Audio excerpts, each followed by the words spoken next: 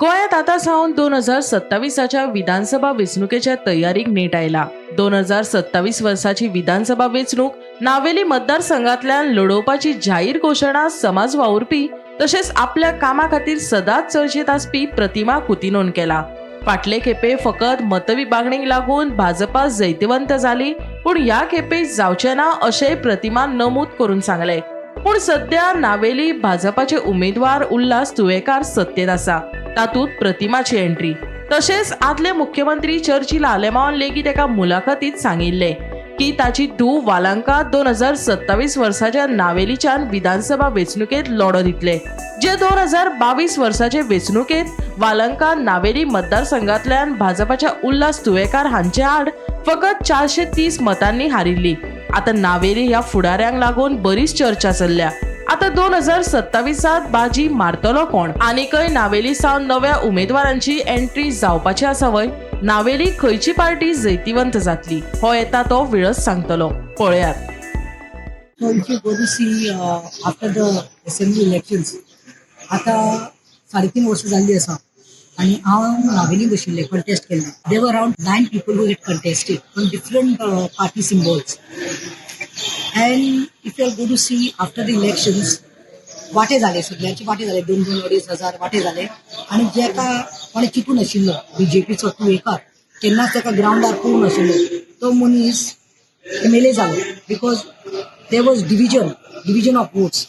I think now people have realized it. But if you go to see out of those 9 people who contested, anybody, not only Navelkar, anybody in Goa will tell out of 9 who has been on the roads, on the streets, taking up issues, fighting for people.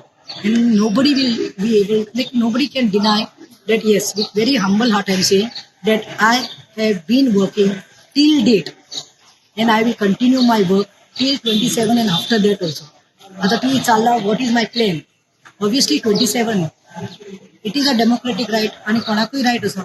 Anybody can go into elections and anybody can contest. Everybody is welcome. And I think this time people will see, moreover they will see who is the candidate, who is the person, and who's done work and who will be able to raise the issues in assembly from the constituency and fight in the assembly for them. So म्हाका दिसता ह्या फाटीं लोक biryani, chicken 5,000, 10,000 हाजेर दिवपाचे ना. कित्याक सगळें निशब्दन जाल्लें आसा. लोकांनी पळयल्लें आसा लॉ एंड ऑर्डर कशें हाडिल्ली आसा. आयज लोकांनी दिसाचें मारून नकय हॉस्पिटलांत एक म्हयनो रावपा पडटा. मागीर आमचे दोंगर काबार केल्ले आसा. कॅसिनोच्या नांवान कितें घालता, प्रॉस्टिट्यूशन, ड्रग्स रॅकेट सगळें तुमी पळयल्लें आसा. So I feel that me, without having a political background, तुझे आवय बापूय म्हजो ग्रँडफादर पण पॉलिटिकल ग्रँडफादर कोण ना. I am just an ordinary daughter of I mean to say I am a daughter of an ordinary ex-headmaster, that is John Francisco Mendonca, and a mother teacher. So I am come from that background and I have come from the grassroots. And people now will vote looking at the person moreover. And I feel united as far as सगळ्यांनी आम्ही समज BJP उडयतले जाल्यार united we stand, divided we fall हो नारा घेवन मुखार वचपाक ताची तयारी आसा. काम केला. So it is up to the people now, but I am going for elections. I will contest 27 assembly elections. पळोवपाक गेल्यार जाल्यार फाटली 2 वर्सां साकून लागिल्ली आसा. But I told the parties, give me some time. First, let me prove myself to the people, because I wanted to take people's issues apart, across the religion or the caste or the political background. अशें न्ही की प्रतिमान फक्त काँग्रेसाच्या लोकांचे मुद्दे घेतल्या, प्रतिमान बीजेपीच्या लोकांचे मुद्दे घेतल्या, त्यांचेर अत्याचार जाला, आम आदमीचे घेतल्या, TMCचे घेतल्या, गोवा फॉरवर्डाचे घेतल्या, आदीचे जे खंयच्या बायलेक चलयेक लोकांक त्रास जाला पळय, खंयचे जावं कॅथलीक, मुस्लीम, हिंदू तांचे घेतले आसा. सो म्हाका ती संदी मेळ्ळी.